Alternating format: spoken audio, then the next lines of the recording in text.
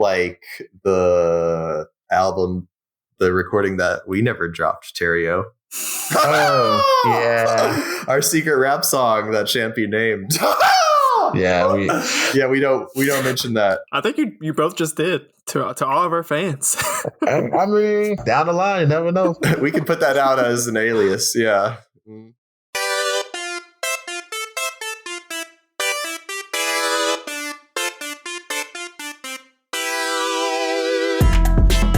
Welcome to After Playlist, The music reaction and discussion show.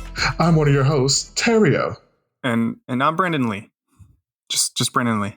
Awesome. Well, today we're sampling some of the finer things in life as we discuss the classy sounds of classical music. With us here today to explain to us mere ignorant mortals like myself and Brandon Lee is Tim Fitzgerald. How are you doing today, Tim?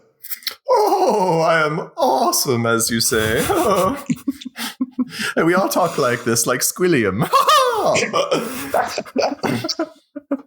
And we're super excited. Okay, I can't do that. All right. Either way, man, thank you for joining us on the podcast today. We are genuinely super excited to have you on the podcast today. So, yes, we are. Can't wait to make y'all cry today. Oh, man. You came in with goals. But before we get into the show, let's get into our obligatory mundane disclaimers. So, of course, we love music and love talking about it, but we always have to get these out of the way. So, number one, we respect everyone's opinion, regardless of how wrong or terrible it may be. Number two, we're just talking about the music. If an artist or composer was canceled before, after, or during this discussion, does not mean we're advocating for whatever they got canceled for. Looking at you, Beethoven. No, just kidding. Now, just because the music we're discussing today is going to be a little classy, doesn't necessarily mean that we will be. We're always going to be our authentic selves and just, react to these exquisite compositions as ourselves. So let's keep that in mind.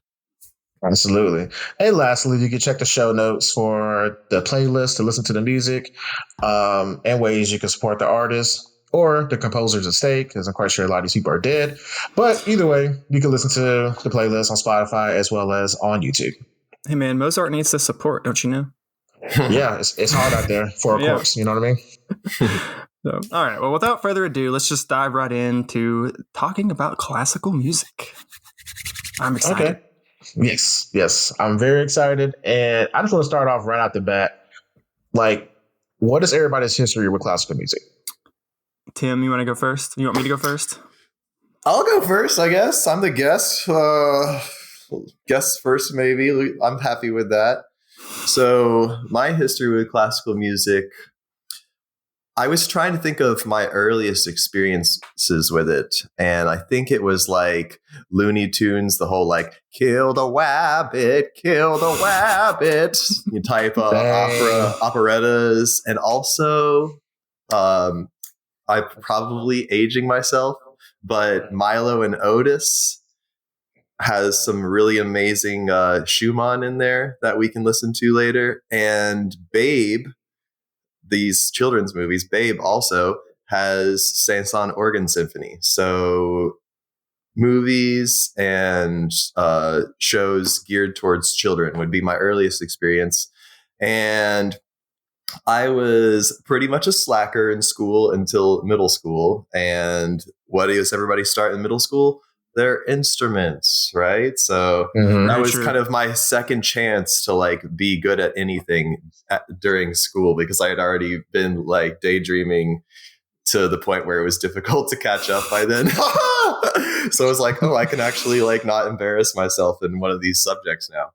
So I went hard on especially the kind of competitive aspect. I was like always in there before school doing pass-offs, always there after school doing all the after school activities with clarinet that I could get my hands on. And I just stuck with it. And I actually, went through an undergrad and a master's in clarinet. And, it's hard out here in the bohemian trying to make a living classical musician life. So I actually quit entirely a while back for a couple of years and thought I wanted to be something else. and then was asked to come back to a school I was teaching at, and was asked to interview at a different school. So I saw that as a sign, and I haven't looked back. I've been doing it again for another 6 or 7 years now, and just loving it more each day, loving the notes more every time I play them.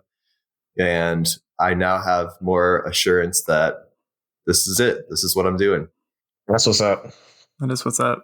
Yeah. Okay. Well, my own personal history is nowhere near as deep as that. As I've said before on the podcast, I grew up in very much like a classic rock centric household. That was the vast majority of music we listened to. That and like, gospel type stuff. I think it was like sometime in high school, I stumbled across, I think it was like Requiem for a Dream, that like kind of classic, somewhat. I think most people are probably somewhat familiar with that at least. And just something about that, like I would use it, like that was one of the songs I would have as like my pregame track playlist for like football games and stuff. And just because of that, slowly, after listening to that for a little bit, I was like, well, this is like a classical orchestral type song. There's got to be something else in this vein that I like. And it kind of led me down to somewhat experiment. And, I started, that was whenever I first like actually like sat down and listened to some Beethoven and some Mozart and some Bach and like, the big names that most people would know. Didn't really go much further than that. I did have one class that was one of my favorite courses I had in college. That was just like, it's like a basic like music art appreciation 101 type class, but the teacher was very passionate about it. I forget what instrument. It was a woodwind. I remember that, but I forget what instrument exactly she played, but she had played in like, professional orchestras around the country stuff in the past. And that kind of sparked a like second coming, almost said renaissance, which I guess would kind of be punny there, but and kind of, rediscovered, kind of dove more into Mozart a little bit. And I've always had a fondness for it. Just something about it is just, a lot of the classical music that you would find just brings me peace and, makes me feel good inside. But I don't have any personal like music. I don't play any like instruments that you'd see in an orchestra or anything like that. I think having my sister try to play the flute whenever she got to middle school and just hearing that dead or dying cat sound just kind of put me off of it a little bit once I got to that point a couple years after that. But yeah, I definitely do enjoy classic music, but I've never really fully committed to it, I guess is a way to put it. Okay. Yeah. So mine is somewhat similar to both of y'all's.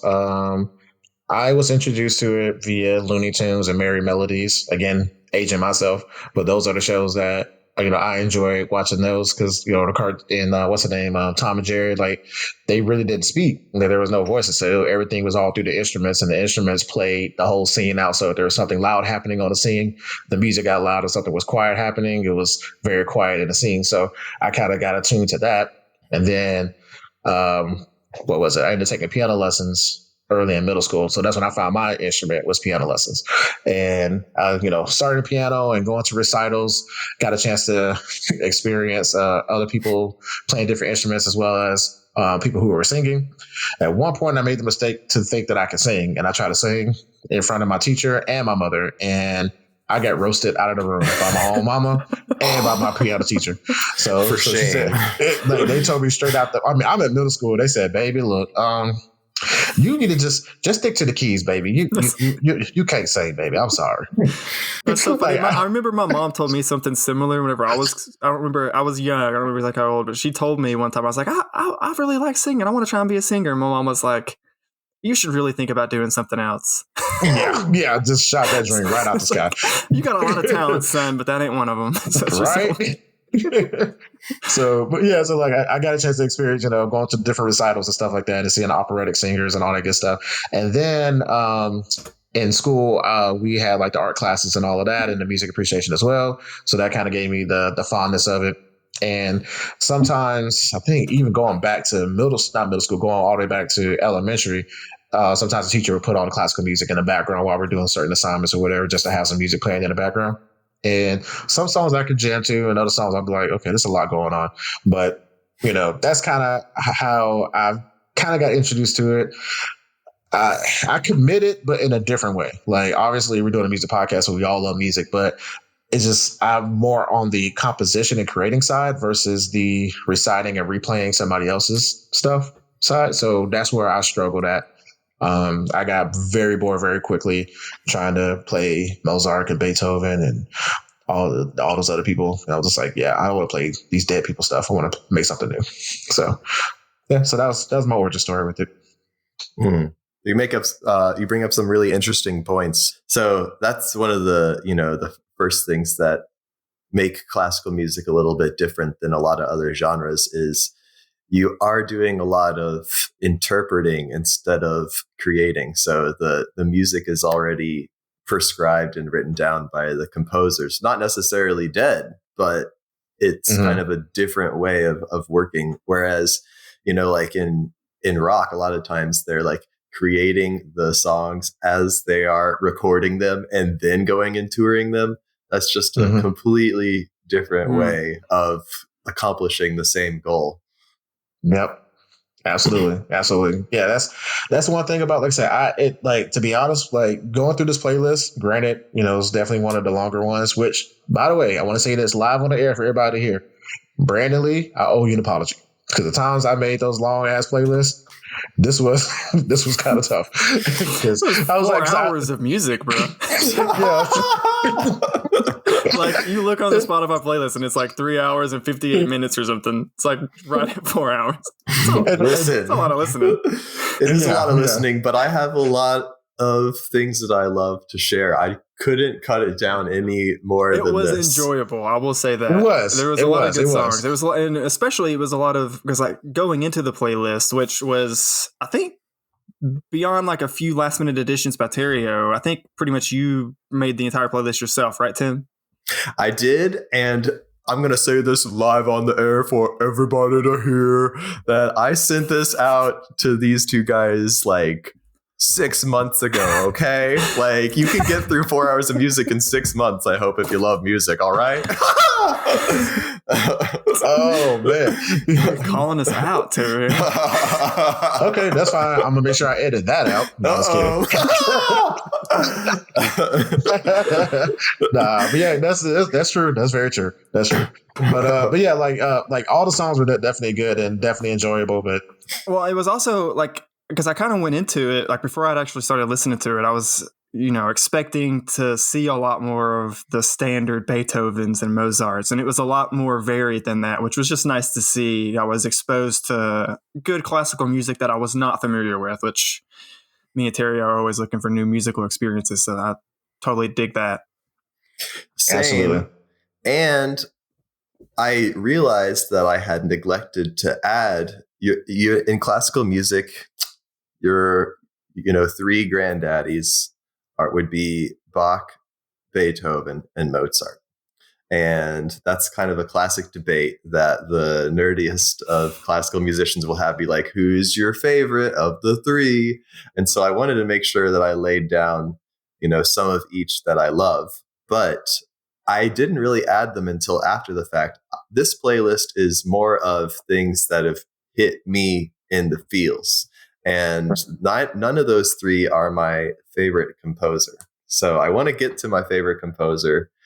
But before we get into that, I really, really want for us to listen to Summon the Heroes. Can we listen to Summon the Heroes real quick and then talk some more, guys? Yes. Yeah, we can do that. All right. Okay, give me 1 second. Okay, so I'm glad you brought this up because, okay, I'm just going to come out and say it. I mean, obviously we had a lot of songs on this playlist.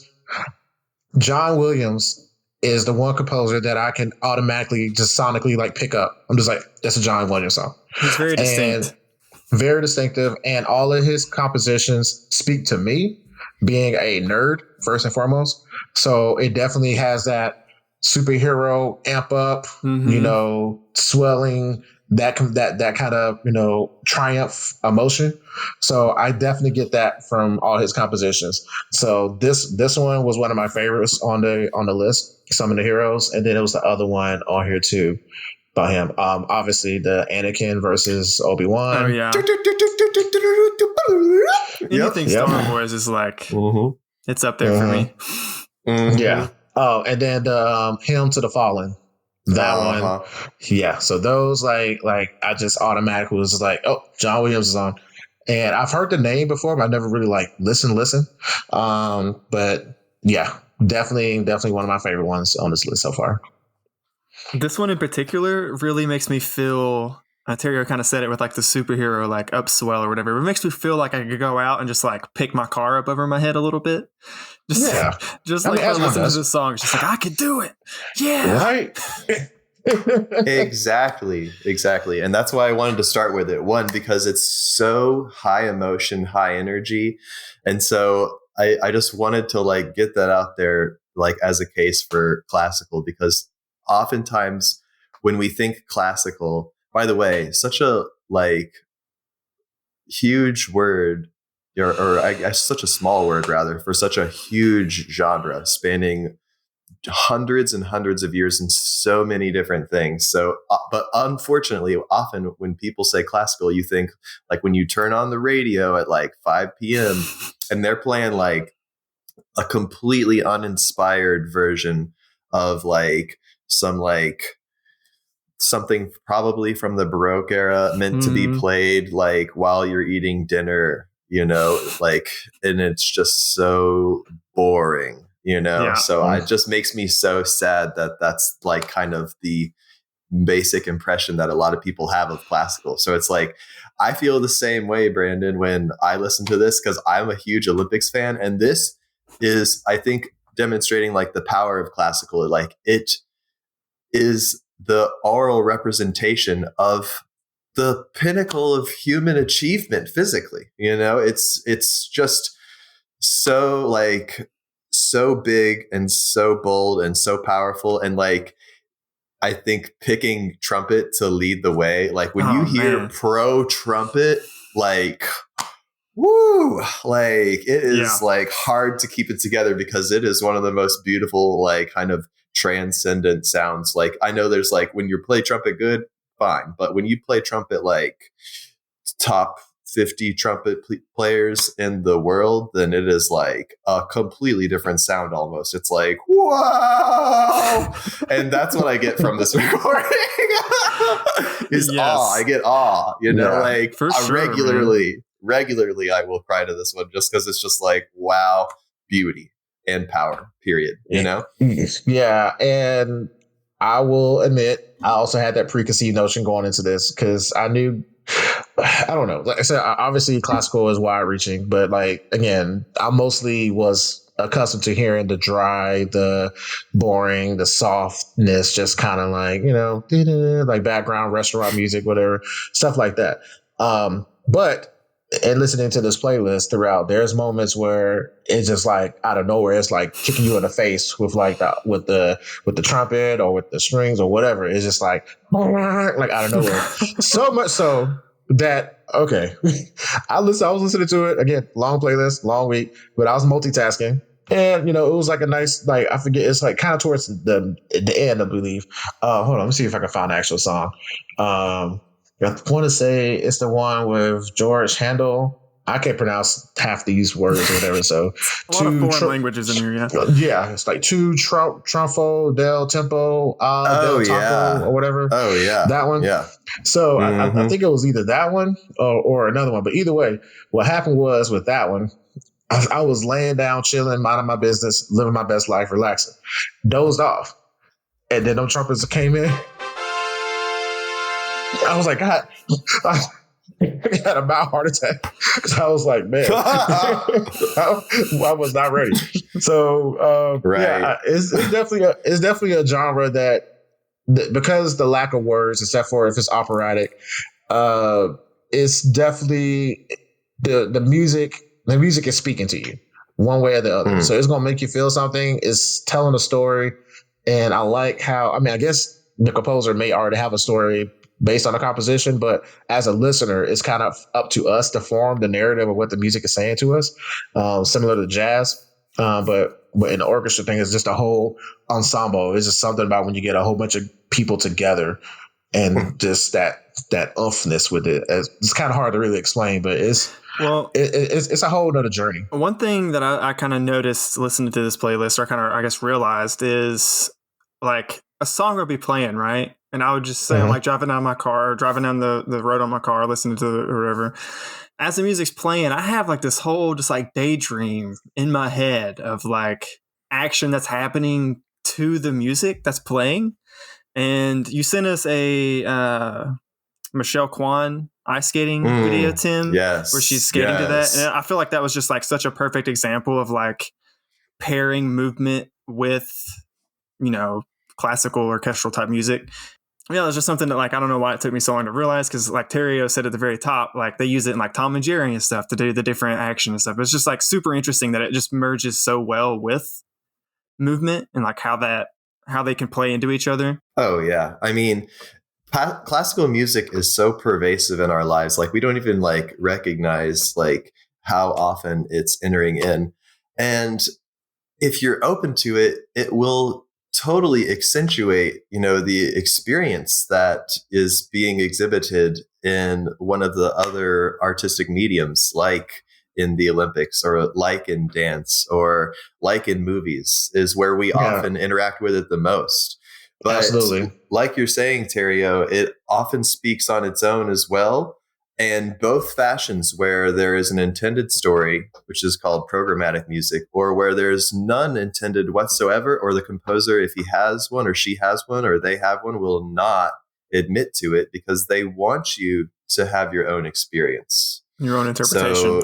Your own interpretation. And I think that's one of the powers, but also one of the shortcomings of classical music is that they're like, you figure it out, you know? So that can be tough, especially, you know, when you consider how visual of a society we are compared to, you know, how we were as human beings in the past, pre-television, pre large access to things like theater. We were way more of an auditory society. And there's examples, proving that point. Like there used to be pieces in the Renaissance called motets, and they would have 3, 4, up to 50 different texts being sung at the same time. Kind of like the way that we look at the news and there's like 2 or 3 ticker tapes and 2 or 3 people trying to talk over each other at the same time, and you got the captions on and we're just kind of tracking it all. We used to be very adept at that with our ears. So we've largely lost that ability, one. Yeah. And two, we're a society that values efficiency of information more. We're doing a lot of things all the time. And so, you know, this is the age of, you know, we've moved past, you know, shows or even YouTube videos for entertainment and have moved on to like just little vines and TikToks is, you know, the quickest way to get to people. And so classical music is often left by the wayside because it is so often about a slow burn. Oh yeah. Like I put on there this Sibelius Fifth Symphony movement, which even for me, like, and I know I love it.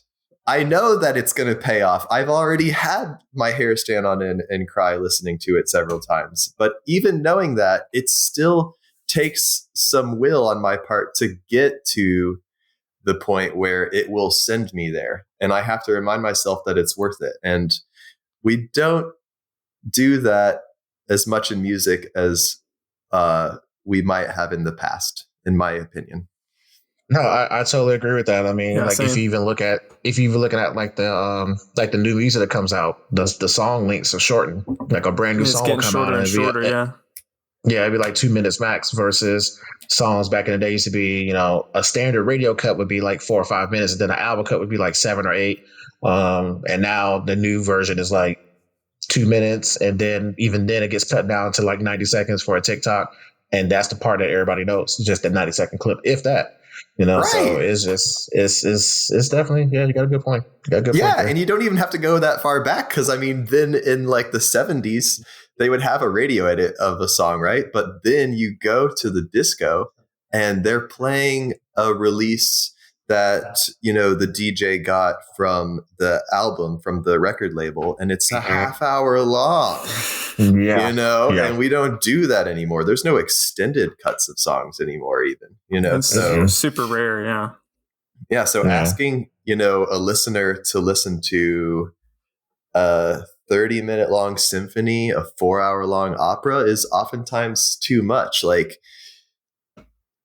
And also all art and, all music, memes, for instance, all these things are acculturated. So through us teaching each other what they mean, we find value, humor, and interest in these cultural objects. So there's a lot of things that you don't pick up on in classical music until you've been exposed to them somewhere else. Be like, oh yeah, that reminds me of that. And Brandon, you already exhibited that earlier. We were about to play Summon the Heroes, and you said, oh, I thought this was Fanfare for the Common Man, which I think he's distinctly referencing Fanfare for the Common Man by Copland, which is also on the list. So references, they increase our appreciation of things when we are in the know. And I think, maybe don't do as good a job educating our children and ourselves about music takes, less and less time out of the day and the weeks, especially earlier when we're more kind of emotionally open to different musics, in my opinion. Like, my grandmother told me that she had to listen to all of the Beethoven symphonies in elementary school. Oh, wow. So I think things are a little bit different now. Yeah, I didn't have to do that. Yeah. Well, I mean, we had to listen to listen to the entire Beyonce album, and then we had to listen to Sexy Red and all of them just to go to work. So, I mean, it is what it is. Different time. Yeah. Different times. And don't get me wrong, I don't want to be like, and that's a shame because classical music is better. Classical music is different than popular musics. And also, hearkening back, there used to be kind of more interplay between what would be considered popular and classical than there is now. Now it's a sad but truth, kind of thing where most of my audiences will be older at whatever kind of gig I'm playing in classical music. So there's not as much draw, but there's also, some things that inhibit people from even attempting to like classical music. I think that ticket prices are often way too expensive for, people in our generation to even bother. And if you had to choose between paying that much for Beyonce or paying that much for a symphony concert, then I don't blame anyone who would choose Beyonce, because it's what they know, and they know they're going to like it, this is more of a risk oftentimes for people when they're not acculturated or in the know. They're not necessarily going to have that transcendent experience that music can give us. So I would encourage people who want to get more into it to look instead to, there will be probably a myriad of free concerts that are actually pretty good, especially if you look at your local universities. They're going to be putting on free symphony and band and jazz band and chamber music concerts all the time. And it's just good to support, pretty high level. A lot of those, if you go to a university, a lot of those instrumentalists are, they're up and coming, essentially. They're not professionals or anything. So just supporting your local, possibly struggling artists is always a good thing. Also too, a lot of downtown areas, some downtown cities have those amphitheaters or whatever, where they have free concerts and stuff in the afternoon. So that's something you always can take a date out to, or just be out and about and enjoy a free concert and support them and show them the love. I mean, if anything, exposure is always key, and then also giving back, it encourages that person who's, Encourages more. performing and continues them, allows them to continue to pursue that career to get to their destiny. Because some people, just like Tim said, he gave up, for a little bit, but then one thing about music, it'll draw you back. It'll drag you right back in every time. But you did have a good point, Tim. I do feel like we kind of, jokingly referenced it in the intro, talking all posh and everything. But classical music does have, I think, for a lot of people, this connotation of being like an upper class thing. And like opera especially is just like, oh, that's something like old, rich and, wealthy people go to or whatever. Yeah. There's a lot of player gifts going on. There is. It's completely undeniable. I mean, I would, be kind of a bold-faced liar if I said that, the upper class isn't often involved in classical music. For instance, it's very expensive to put on an opera. So who's involved in putting that on? That would be the upper class. And then for that reason, then the ticket prices are high. And so then who can afford to go? I mean, when I go to the opera, I have a friend who helps me get free tickets. So I understand, like, there's definitely some realness there, but it is not completely exclusive, and it isn't by design. So it's more by like kind of a sad practical matter than it is, trying to be elitist, I think would be a misconception. So again, universities put on operas and they do it well. And I've been to several, and it was very entertaining. I cannot recommend it enough. If you've never been to like a symphony or an opera or anything like that, definitely look, like you said, it's the local options, because it is worth going. It's honestly a full body experience. It's one of those things where like it's much better in person. You can watch as many YouTube videos or watch clips online or whatever, or like little clips on TV for that matter. It's nothing like being there and just feeling the energy in the room and hearing the vibrations and feeling the vibrations is definitely different. Speaking of different, in opera, there was one song on this playlist that I could not stand. And it was what's that?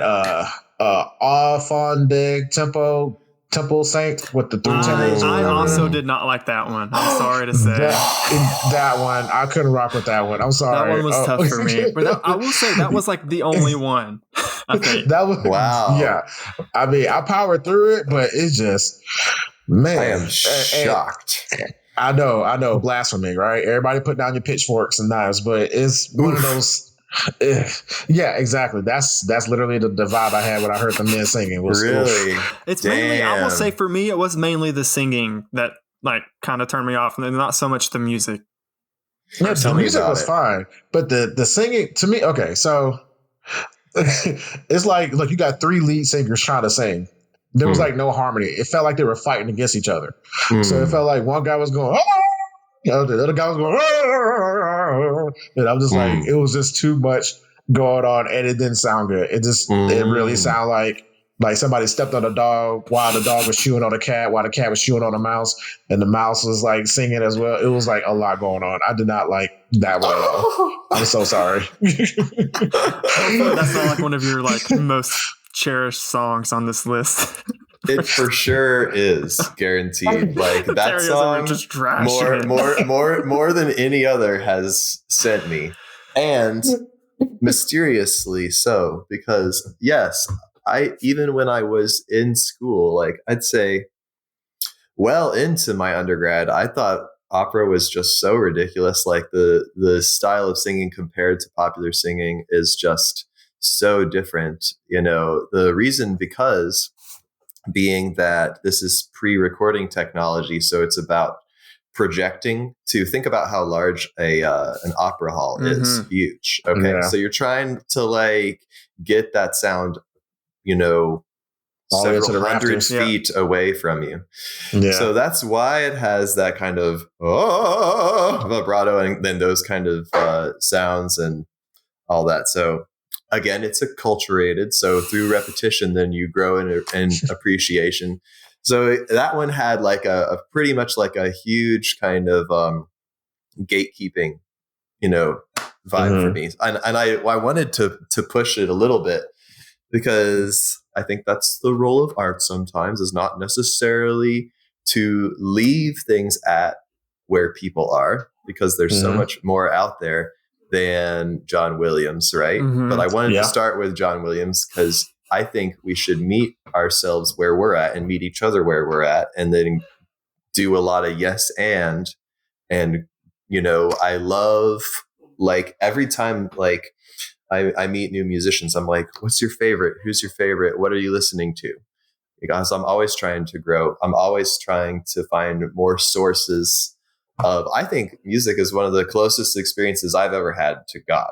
So, like, I am always chasing that for that next hair standing up, crying feeling. In fact, I try to start every single day that way. If I have the time, then I will spend the time until I make myself have a moment of being with music. So this piece has done that for me many, many times. But they're singing in French. I've never seen the opera. I have no idea what it is about. But it, like, for some reason, I was taking voice lessons my junior year of college, and Jussi Björling and Robert Merrill were both recommended for me to listening to, like, to try to figure out how the heck do you even make sounds like that. So when I heard this one, despite having, like, no prior exposure, it got me immediately. And I've actually met other people who say, I love this one and I don't know why too, but I usually don't like to leave it at that. I don't really accept as a teacher when a student says, I don't know, I just like it. Okay, well, we really need to tear it apart in order so that we can find further sources. So I like that it's two men singing together. Okay, that's not very common.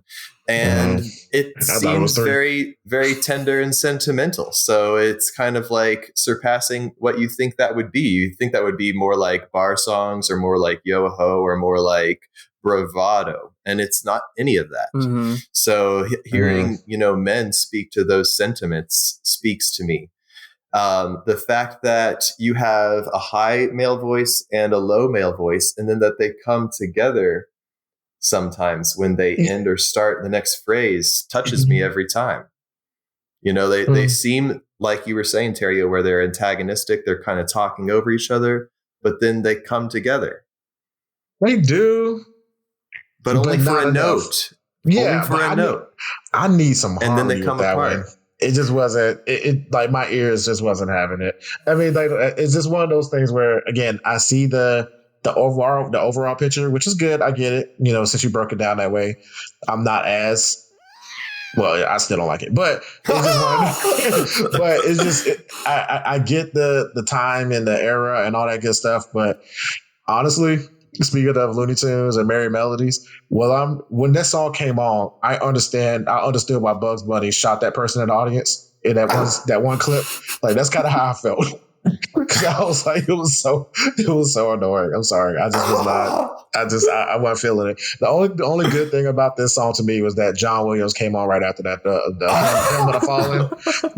The only good thing about it was the song that came after. What a statement! It was a palate cleanser for me. Cause when that came on, I was like, okay, now we're back at peace. That was just like, it was a lot going on.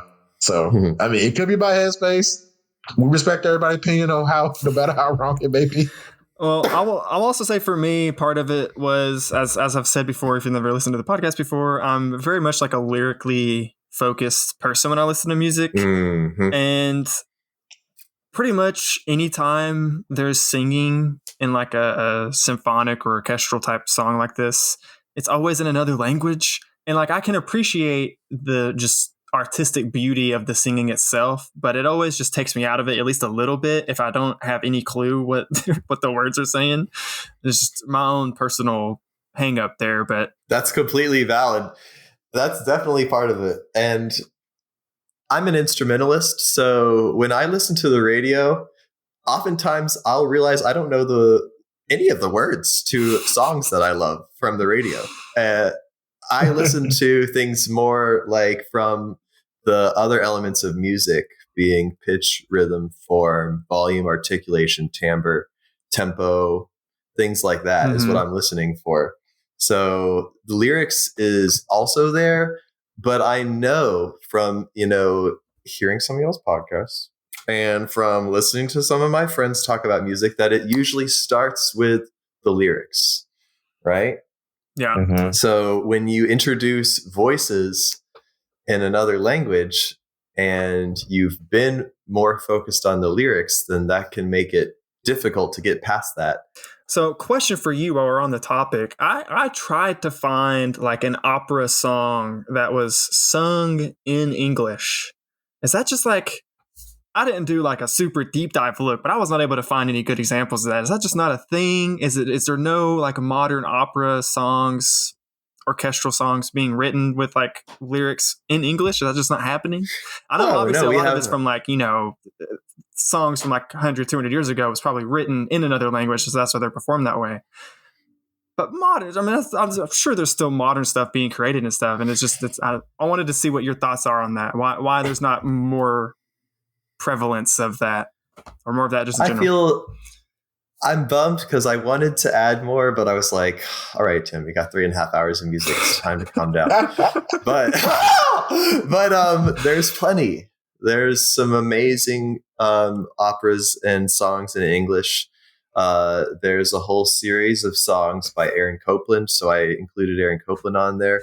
And, he tried to kind of like herald the whole kind of Western country vibe in a lot of his classical. Like he started off super duper esoteric in his career and like went to Paris and studied with, there's kind of like a matriarch of composers in Paris named Boulanger. And so he studied with her, and so did most of the greats of the 20th century. And so he wrote some very esoteric piano sonatas and stuff like that. But then later in his career, it was way more like wide open plains and cowboys and like a bunch of stuff like that. And so he has a whole series of songs that are like he has very sentimental ones, and he has ones that are really funny, like one that has the same kind of form as the 12 Days of Christmas, but it's like starts off with I bought me a cat, my cat pleased me, I fed my cat under yonder tree. My cat said, fiddle-I-fee. And then it just builds on from there about other barn animals, farm animals and barn animals. And so I love that. And I also included a silly one in there. Did y'all find the silly classical music piece? I did. Yeah. Let me see if I can remember the name of it. Let me see if I can find it. No, it's not that one. I am having a hard time trying to find it. The album is called A Little Nightmare Music, making fun of Mozart. And it's by a composer named Peter Schickli, and his alias is PDQ Bach. In his alias, he claims to be a long-lost descendant of J.S. Bach. Okay. And I just wanted to include that because it just shows that, hey, like, it's not so stuck up that classical music isn't self-aware. It knows how to make fun of itself, too. So this one is making fun of, I don't know if you noticed, but half of my playlist is like either extremely exuberant and the other half is just like super sappy. That's who I am. Yeah. I just pick stuff that I like, so it makes fun of being overly sentimental for sure, that one. I will say I was pleasantly surprised. Again, this is just my ignorance going into it because I think, classical woodwind instruments, all day, every day, a little bit of trumpet here and there. I was surprised how much an organ shows up in some of these compositions. And it was one in particular, which I just lost. Is it this one? Yeah. Symphony number 3 with the Saint-Saens. Yeah. Saint-Saens. Saint-Saens. That one. Camille Saint-Saens. Yeah. So that was one of the ones that, again, I'm in the mindset, and then, like they all kind of flow together, but this one in particular, it come out the gate like you gonna listen to me. I'm just like, okay, I'm here. So I like that one. It starts you off like here we go. All right, and then we get into it. So I love that too. Yeah. In fact, he's my favorite composer. And Saint-Saens shows up a couple of times on this list. Okay. And I love that one. That was one of the first orchestral performances I did, but I had already loved that piece from the movie Babe, so I alluded to that earlier. And I love that added timbre and volume from the organ. And I like the organ more in the context of the orchestra than by itself. Like I've played a couple of pieces where the organ is paired with the orchestra, and it's just such a great pairing because it's pretty competitive pairing, like trying to compete sound wise. And it just like, you thought you were filling up the hall before on a loud chord in the orchestra. And then the organ comes in pushing down both foot pedals, like, and like several keyboards, and like pulls out those like forward facing trumpet stops, and your hair blows back and you're like, I didn't know, it's so huge. Holy crap. You know, that's like an experience all to itself. So I love that. Classical music can give you the same kind of just basic visceral volume power feels of like rock. In fact, there's another piece I didn't add to the list, but it's by Samuel Barber, and it's called Toccata Festiva, and it's the closest I've ever heard classical music come to straight metal, like straight like metal, the chords, the scales, and then again, just the volume is just, it just screams metal to me. Like it comes in with the organ with and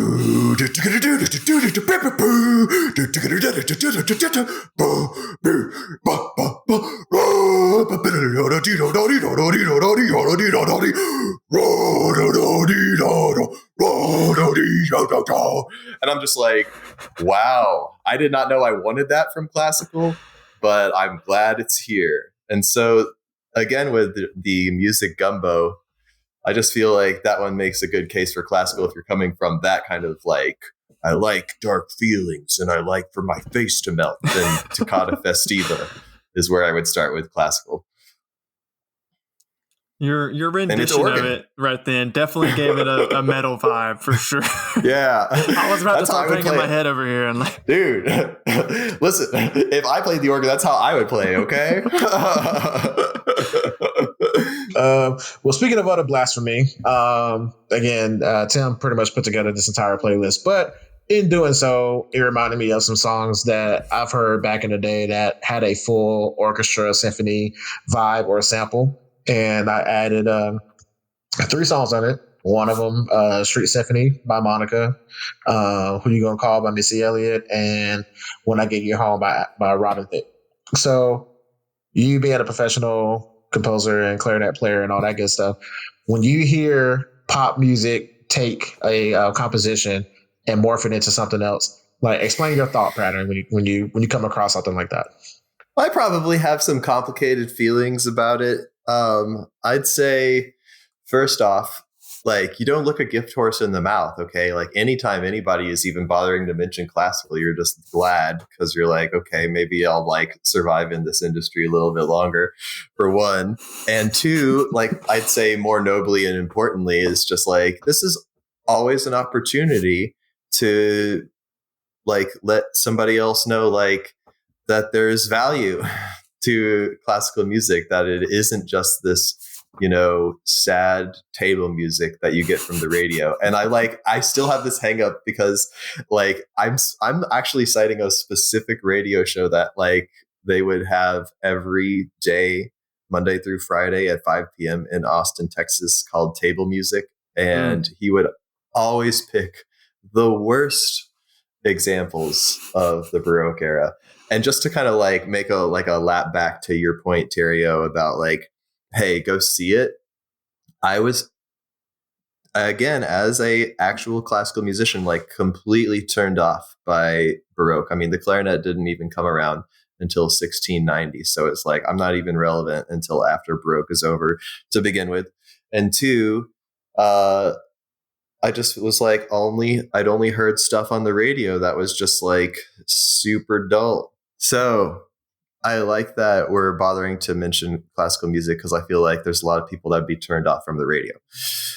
So I'm happy that it's there. I think oftentimes it's used as like an underscoring, and then you're gonna like oftentimes like gonna do something on top of it. Mm-hmm. So that's not like actually being like invited into the process that much.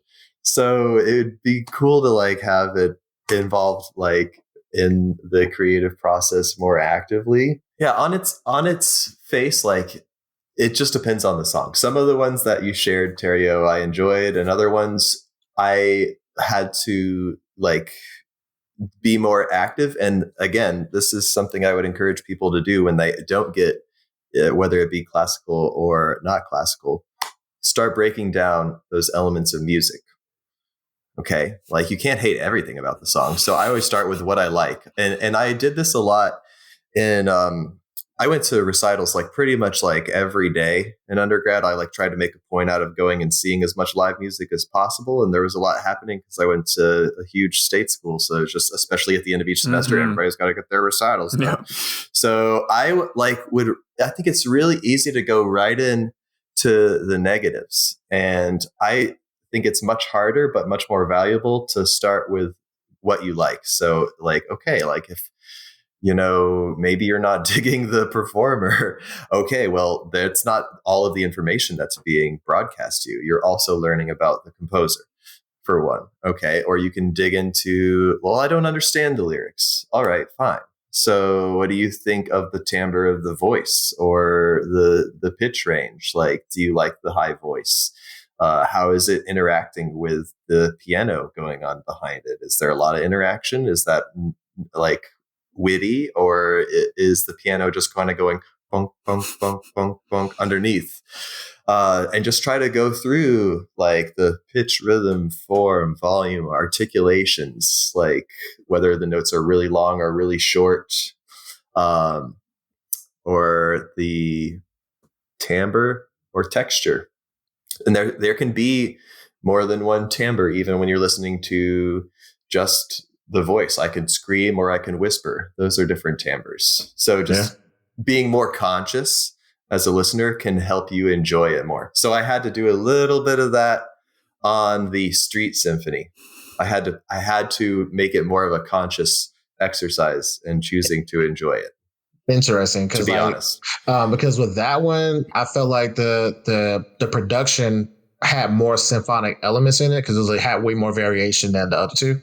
It did. So I was like, okay, I figured I'll slide that one there because I was like, I was like, I wonder if you would like this one or not, because like back in the day when the song came out, it really brought in my mind because I was just like, oh, okay, we're going this route. I never heard that combination. I never heard that flavor of gumbo at that time. So I was just like, okay, because you hear like the samples, but it's always usually like just that one staccato note or whatever, and they kind of just put that on repeat. But like to have the whole, like a disco hit, like yeah, it's like that's what you get. Yeah. So with this one in particular, I was like, okay, there's like some like there's the soft moments, and then there's the strings, picking up, and then like the little bit of like little stuff in the background and all that little thing. So that's all I was wondering. Yeah. And I dug those things. Yeah. And I dug like that it was in major mode. So it had like kind of like a happier vibe to it. And I dug there was like some like more quicker moving parts in the violin melody that I liked when those were brought out. So that's what I got. It's all cool. Brandon, your thoughts on that song in particular? On Street Symphony in particular? Out of the three you added at the end, that one was probably my least favorite. Oh wow! But I didn't hate it. Just I really vibed Who You Gonna Call and When I Get You Alone. I really vibed with those two. I totally understand on that one. Yeah, I thought Who You Gonna Call was used really well. Actually, I thought that it brought some more brevity to what Missy Elliott was saying. So I liked that. I was like, she's not kidding. So I got that from that. So I thought that was a good use of Mozart there. I have to know though, I know you're trying to shut it down, Terrio, but I've got to know, speaking of what you liked, what did you like? What was y'all's favorite? I heard what your least favorite was. Now tell me what your favorite was. Okay. So, Brandon, which ones were your favorite on the list? I mentioned who mine was in the beginning. I said John Williams, so I like all his compositions. But I'm gonna look for a runner-up, and there's one in particular, but I gotta find the name. I will say I did all of the John Williams stuff like you. I did love. Again, especially like once the Anakin versus Obi-Wan. Yeah, that just again, Star Wars was such a huge part of, and I probably should have mentioned that at the top, but like I didn't really think about it.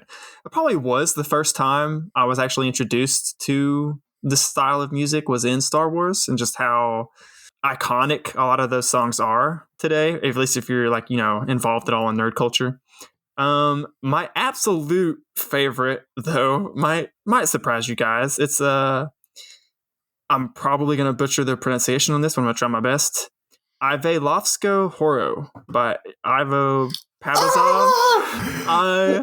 It's literally 5 seconds in, I just had the biggest, goofiest grin on my face to this song, dude. Just, I don't even know what all instruments they're using in this song. It's just such a fun song, dude. Dude, so when that song came on, that automatically made me think of the song we did on Beats Antique Recommendation Roundup. Beats Antique. It definitely has a Beats Antique feel. Or I can see them doing something similar to this for sure.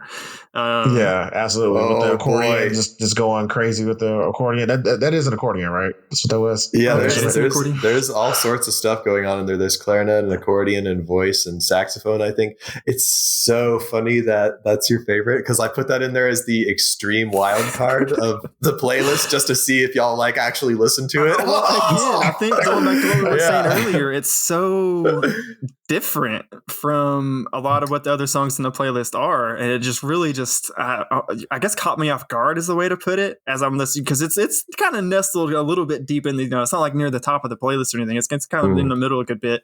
So you're listening to all these like good, somewhat what I would think of as like a traditional classical sounds, and then just this comes on out of nowhere, and I'm just like, what is this? This is awesome.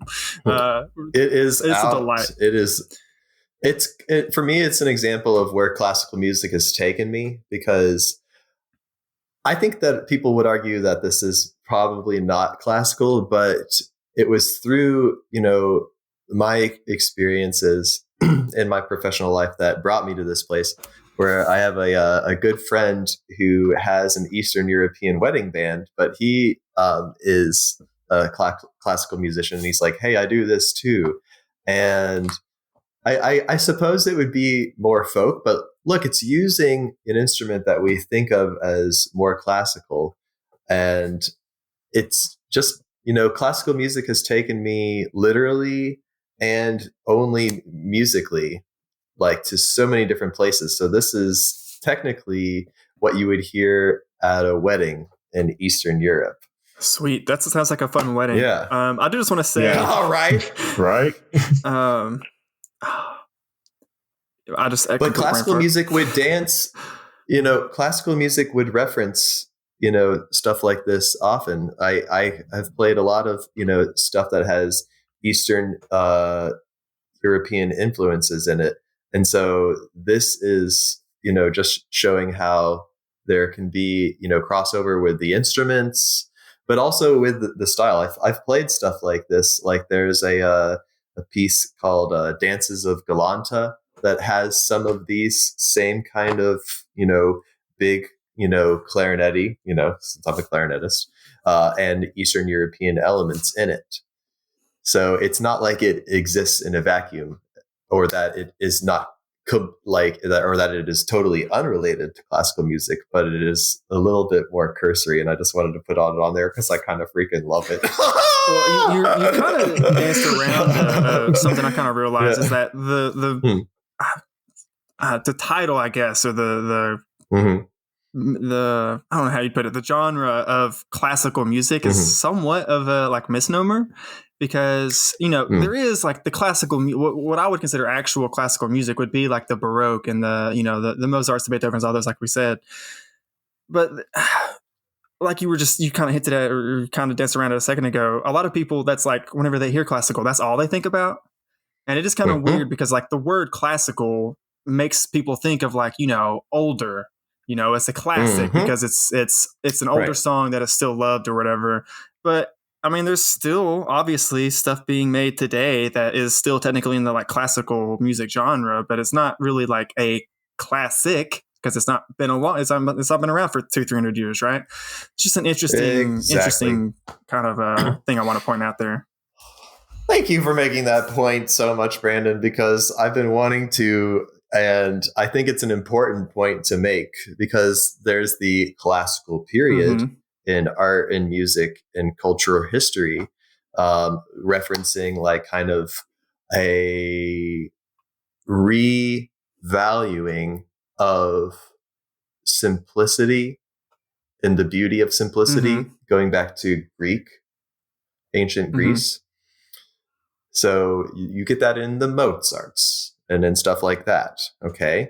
But unfortunately, we have that as a homonym that means also music involving what we think of as classical instruments in a classical performance space for a context of the utility of sitting down and paying attention, not necessarily ignoring it while you dance or listening to it while you eat dinner, or incorporating instruments from outside what we think of as the genre.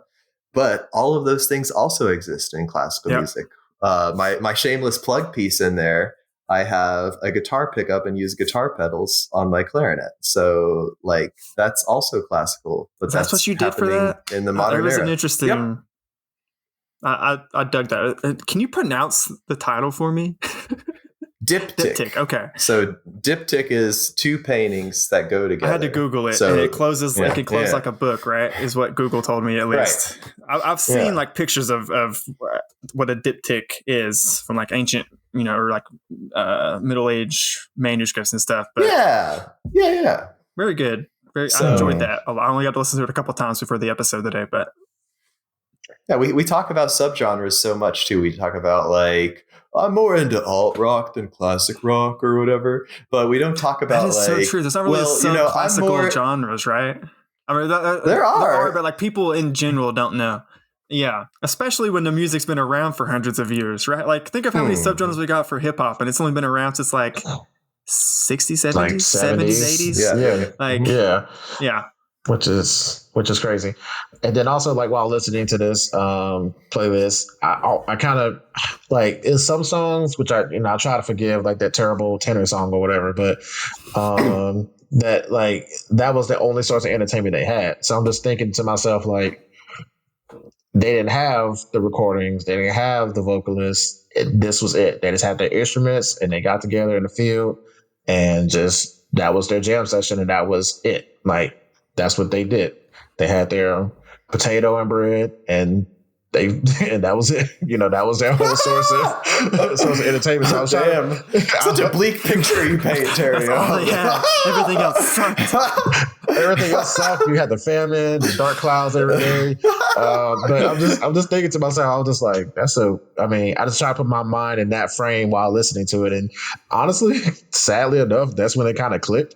Because the first go around, I was like, okay, there's a lot of stuff happening everywhere. My brain was not ready for all of that at the time. And I will say this, for somebody who's a perpetual multitasker, listening to classical, you really need to just stop and just listen. You really, because you're going to miss stuff. Like it's a lot happening.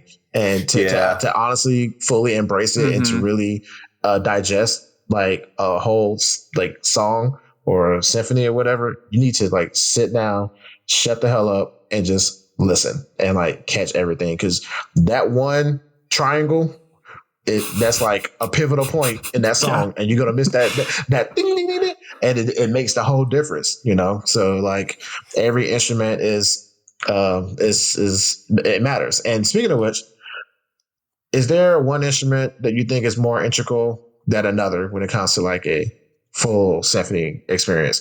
Because I feel like, just like with any group, like I feel like there might be some cliques. Like does like the clarinets and the trumpets have beef?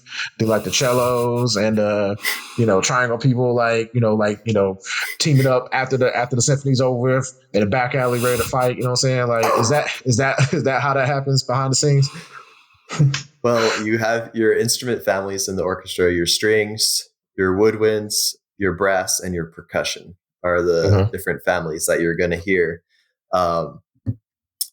But when you're missing one, you really realize how much you miss them. Like, for instance, I was at the Army School of Music this summer, and they don't base who gets into each quarterly cycle of this program in the Army off of what instrument you play. They just base it off of how many like rooms they have in the barracks and like how many practice rooms there are and stuff like that. So we had no trombones in our cycle, and I did not realize how much I loved the trombone until it's not there. When somebody's not there, that's when you really are like, you feel the emptiness, you feel the place that they held. So I, and not even just being diplomatic, I feel like when all these different people playing all these different, sounds are coming together, and when everybody's bringing it and you're bringing it, and you use the adrenaline of the moment of a live performance to push you beyond what you thought you could do, and you're making your own hair stand on end, or, you're trying to keep it together and not cry because you're like so astounded by the solo that's happening right before you come in. That is what it's all about.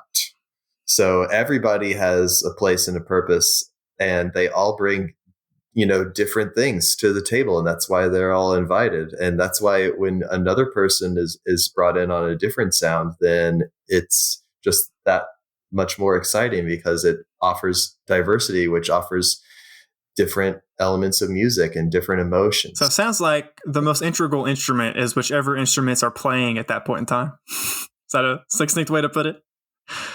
Yeah, the composer knows what they're doing. And, some composers are known for being like master orchestrators, even more than masters of melody or harmony.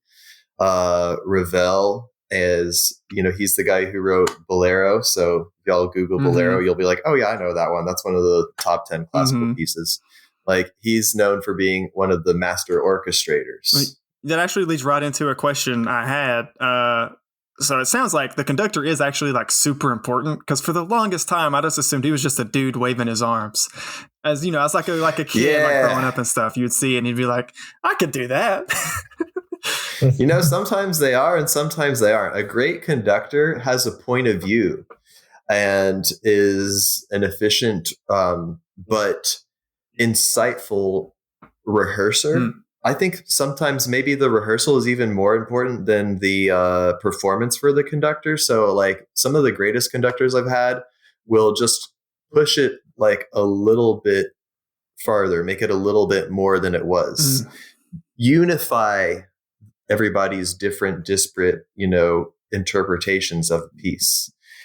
Do things like that while getting through all of the material before you have to go and play it in front of people. And then what they could bring to the performance is just really the best they could do is encourage you and make you feel comfortable. Like when you go to play a solo and they smile at you and they offer you an open hand and they give you a nod like, you got this. That is something that you need sometimes because you're really making yourself vulnerable and putting yourself out there in some of those moments. Yeah, for sure. And the other thing that they do on the practical side is just making sure that everything's in balance. So like if you're laying down that melody for the third time going, you know what, violins, we get it. We've heard it. There's a really cool counter melody happening in the horns that y'all are covering. And sometimes that's said in rehearsal, and sometimes that's more like giving them the hand, saying, shut up a little bit because I want to hear this guy. And they point at the guy they want to hear instead. So they are the producer in real time. They're an encourager. They are a leader. They should have a creative point of view, and they should be contributing to pushing things further than they would if they weren't there. And in fact, some orchestras didn't and still don't have conductors for certain pieces. So it's a sometimes thing, but a great one actually contributes something. It's just that something is different at different times. Right. Well, that's okay. Honestly way more of an answer than I thought I would get.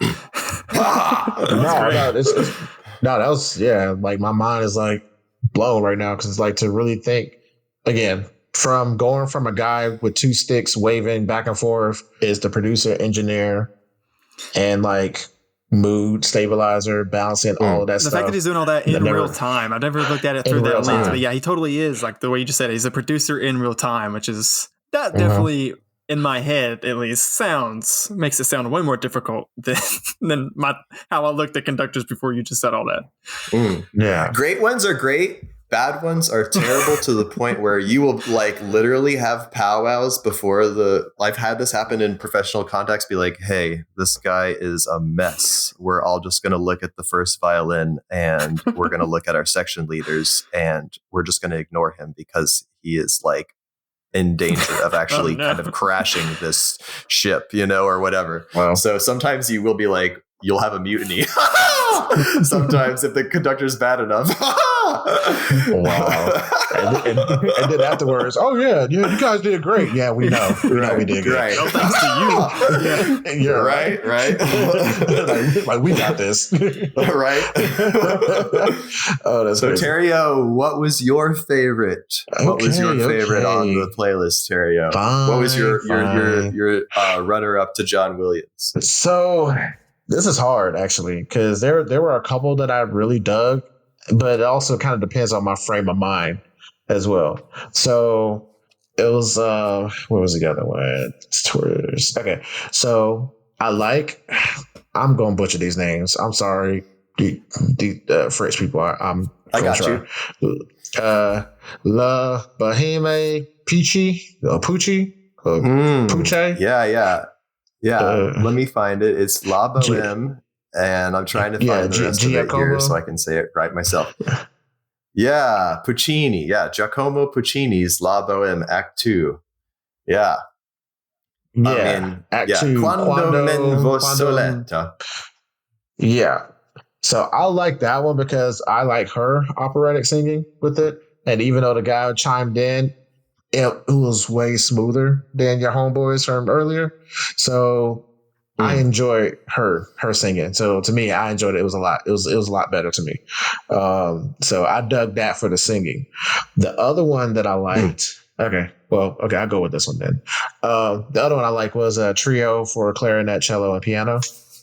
So I like that one. Yeah. So. That's actually my clarinet professor from my master's degree, Eric Mandat, playing on that. And that's the composer Vincent Dondi. And, I've never heard that piece live, but that one really gets me hyped. Mm-hmm. Like I told you, like, it seems like half of my list, like in hindsight, is either just super sappy or super exuberant. And I just feel like this one like sparkles, like you like lit a sparkler, and like that's what it would sound like. And it's because of the timbral combination of the piano and the cello and the clarinet all doing these very fast but very short runs. So this type sound. And when they do it all together, it just like is like an instant like pick me up for me. I'm just like, wow, like that's what like kind of a excitement about life sounds like for me. Yeah. I'm just like, it's just so sparkly. Yeah, I feel you on that one. And then just hearing a combination and like it makes me think, had I stuck with taking traditional piano lessons, that I could have done something like that down the line. So it's just one of those things where I'm just like, oh, okay, I see you, piano. Go ahead, go ahead, do your thing on them keys. Go ahead and tickle the ivory real quick. You know what I mean?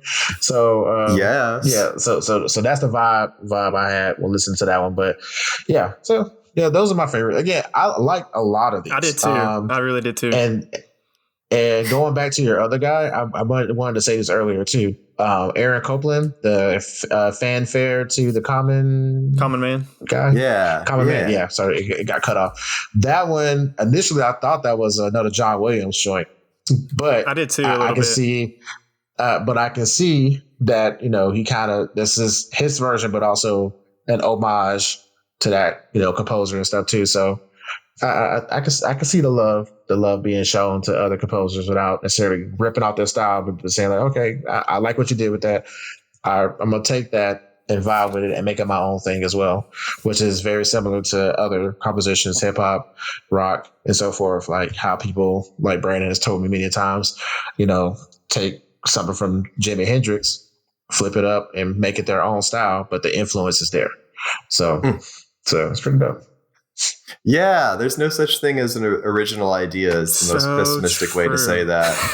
But I think that's, John Williams is often accused of being a bit of a borrower.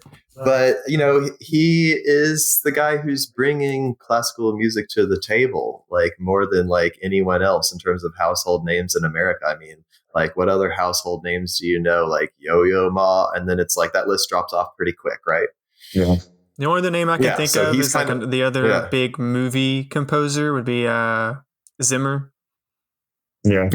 That's literally the only other name I can think of that's like kind of up there in that league. It's like household names. I mean, Hans Zimmer, like he definitely is like got his own aesthetic and is diggable. But I appreciate John Williams more because Hans Zimmer, like when I think of Hans Zimmer, I think about like big angry brass chords that are just kind of like Batman, like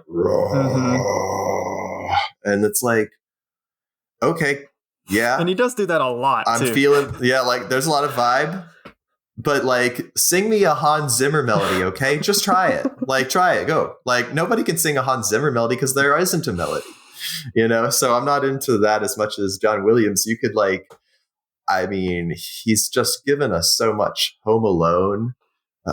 Harry Potter, hello, Star Wars, Jaws, Saving Private Ryan. Yeah. He has his tropes and he has like his borrowing a little bit. Like that's a pretty similar aesthetic, to Copland's Fanfare for the Common Man. Some people will say he's got a lot of Korngold, Korngold, like in his soundtracks, but at the end of the day, you really have to thank the man for continuing to turn the party for classical music in our society. Did y'all check out Fratra, the violin piece? Fratra by Arvo Part. Yeah. I probably mispronounced that, but yeah. Honestly, some of my like more favorites. Like again, I liked pretty much the whole thing, but like the last like couple or the last like handful, like 5 or 6 songs you had on like the initial playlist were all like A++ in my book. Yeah. Nice. So with that one, which I don't know if it was new or not, but I had no idea either. I really dug how that piano is like ominous. Like it's kind of like lurking in the background. And it's like doom, doom, doom. I'm just like, I don't know. There's something about that it spoke to me. Take that for what it is. I don't know. Dark, ominous, lurking in the shadows. Spoke to me. I don't know. But it did. So nice. Yeah, it's so low that like you like those like real rumbly low piano notes are just like, whoa. Like they're a different timbre down there, right? Like when you play like up high on piano, it's like hollow and crystalline and twinkly. And then in the middle, it's like its usual like stereotypical piano sound. But down there on that left hand is like, ooh, that's like some grumbly old grumpy stuff down there. So I love that he uses that. Yeah. Grumbly old grumpy stuff. Yeah. That's right. Yeah. And again, it spoke to me. I might need some therapy after this show, but go ahead. Well, I didn't make y'all cry. I'm a bit bummed about that. Because that's what I'm always trying to get at is like, you want to feel something, with music. And that's kind of the ultimate transcendence for me is I'm not necessarily crying because I'm sad, but I'm definitely not afraid to say that is like something that's happened to me many times listening to classical. I don't know if I don't think I cried at any point listening to this, but several of the songs on this playlist definitely made me feel things that I was maybe not prepared to feel in that moment, just driving down the street and all of a sudden I'm like, man, why am I so sad all of a sudden? Or I'm like stuck in traffic. Normally I'd be grumpy, but this bombastic song is just like swelling with all the instruments coming in, and all of a sudden I'm just sitting there smiling while I'm stuck in traffic for an hour, and I'm like, I should be upset, but I'm not. It's just those types of things. A range of emotions from this playlist for me. So yeah, no I tears, concur with that as well. Yay! All right, well, thank y'all so much for having me. Yes. I don't have much more to add to classical music other than just it's not a monolith. And I'd try anything twice at least. Okay. For all the people out there. I do have one more question that you may or may not have the knowledge on this. So like back in the day, whenever like Beethoven or Mozart or, you know, Tchaikovsky was like alive and like writing stuff, were they like considered rock stars of their era? Like we would have like rock stars today? Or was it more like, you know, sometimes you have like painters and other types of artists where it's more like posthumously their art is recognized and then they're like kind of blown up and held as this like great standard of art or whatever. I've always been kind of curious of that. Like was Beethoven like heralded as like, oh, he is it if you want to listen to music, Beethoven's it, or, you know, or same for Mozart or Bach or whoever it was that was like big at the time. Oh yeah. And actually all of those things, to do like the most epic posthumously famous story would be Mussorgsky. He wrote Pictures at an Exhibition. So that's another top 50 classical music piece. And he died young. He was an alcoholic. He wrote Pictures at an Exhibition and then just like basically, you know, whittled himself down to like straight up dying in a literal gutter and like at like aged like 20 something, if that, you know, and then became famous after the fact. Whereas Mozart, I consider like the Michael Jackson of his time. He was a child prodigy. His dad brought him all over Europe, which he did like more traveling than most people during that time period.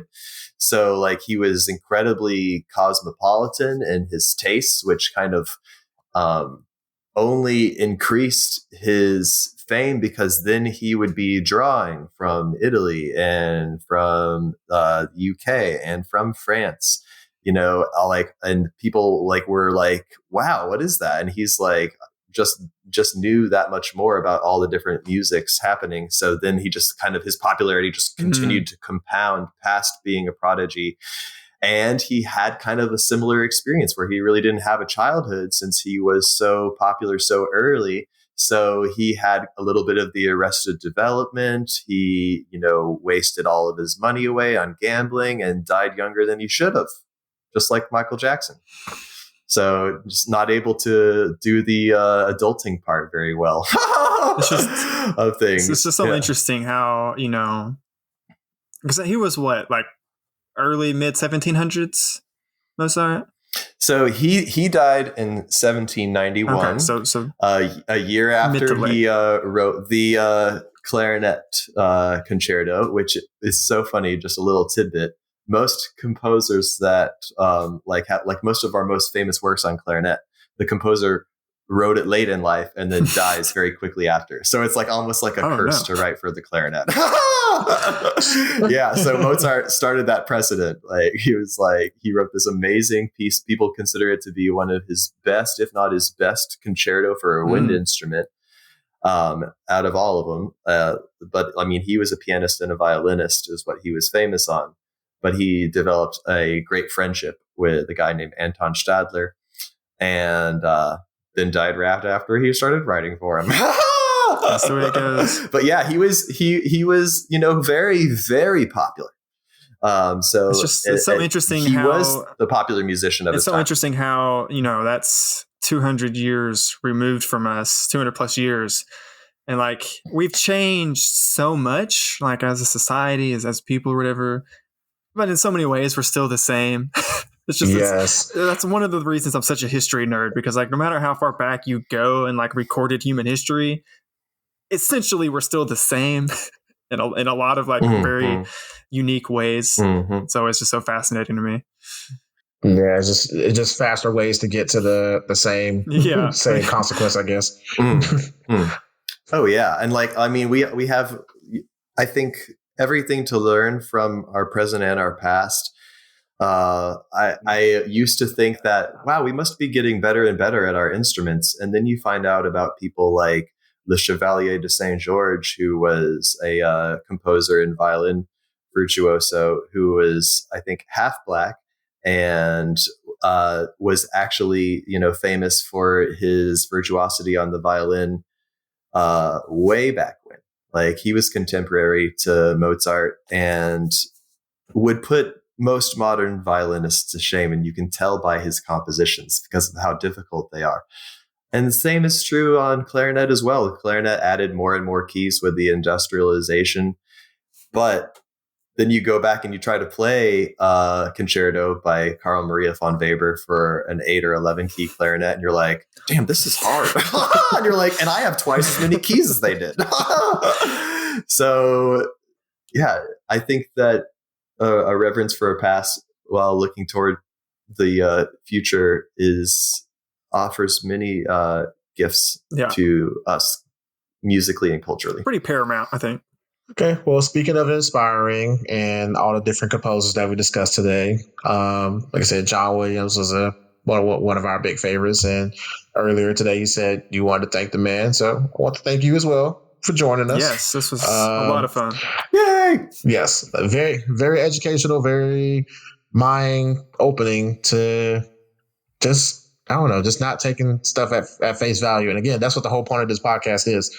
You know, listening to stuff that you may or may not be familiar with and broadening your horizons and learning a lot more about it. So in doing this, I personally can say that my mind has leveled up and a new achievement has been unlocked. And outside of this episode, you may see me at the red light bumping some, classical music with no shame at full volume and just living my best life.